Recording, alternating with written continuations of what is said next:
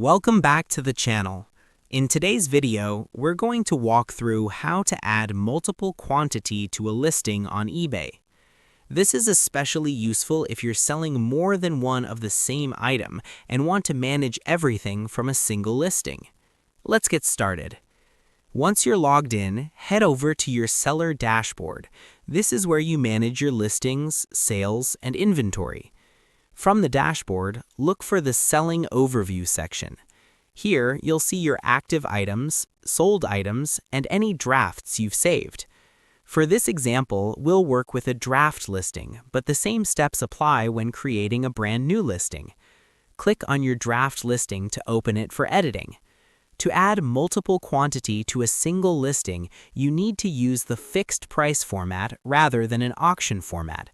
Fixed price listings allow you to specify how many identical items you have available. In the pricing section, select Buy It Now. It may take a moment for the page to refresh, but once the fixed price option is active, you'll see a field where you can enter the quantity of items you want to sell. This is where you tell eBay how many units you have in stock. For example, if you have 15 or 20 identical items, simply enter that number into the quantity field. If all of your items are exactly the same, eBay will automatically keep track of how many you've sold. Each time an item is purchased, the available quantity will decrease, and once you run out of inventory, the listing will end automatically unless you've enabled the out-of-stock option.